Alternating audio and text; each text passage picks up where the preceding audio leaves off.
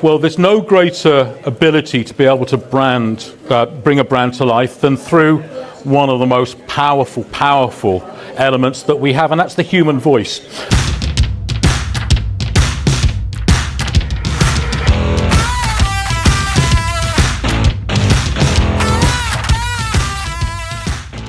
And if you've noticed, brands speak to us in a very different way. It's a lot more personal nowadays. Tesco now speaks to me like a doting parent. Simon, have you had your 5 a day? By the way, our crusted rolled herb leg of lamb this Sunday would be brilliant for entertaining. Tom Kerridge is doing this on the M&S ads at the moment. Sounds wonderful.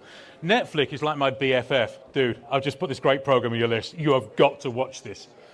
If I think about the way my bank used to speak to me about 5 years ago, and it definitely wasn't on first name terms, I can promise you. But now there's just like, Simon, you and me, last weekend in Ibiza, let's do it. By the way, you're paying. Sonic signatures, you'll probably need those maybe as sonic identities. Those little ditties that pop up on the end of adverts, they've evolved somewhat, not just to be a nice little melodic thing that you remember. There's a little bit more to it, but let's just have a quick test in the audience to see who knows what. Probably start with one of the most famous ones. Yeah, I'm loving it. Started life 20 years ago with a Pharrell and Justin Timberlake song that was 3.5 minutes long, distilled now in just a handful of notes. A sonic logo that is as famous as the design for the Golden Arches itself.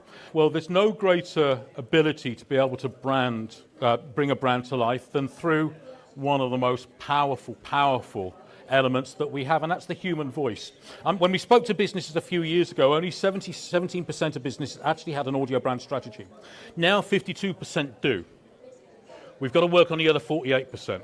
But they know full well that brands with a brand Bible as thick as your forearm that dictates the font, the color, the position of the logo, now know that how people feel about the brand can be greatly affected by the sound of the brand in the first place, both positively and negatively.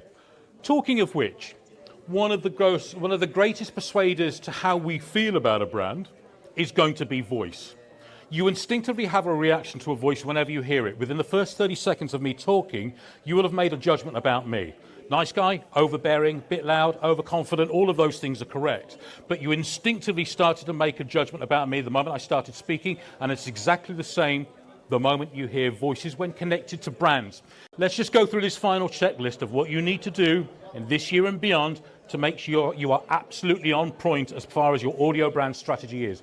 You need to make sure your comms are contextual and your proposition, whenever you can, is personalized, because it will have that much more of an effect.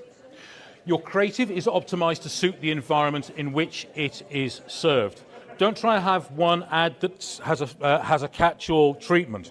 If you're going on radio, great, do an advert for radio. If your advert is being used digitally, how can you contextualize it? If you know an advert is popping up in the middle of a podcast, and don't forget, as far as digital listening is concerned, we take the view that it's a bit like gate crashing your party, all right? And if we act weird, we'll get thrown out. So do a treatment that is right for you, that acknowledges the moment and isn't taking liberties with your time.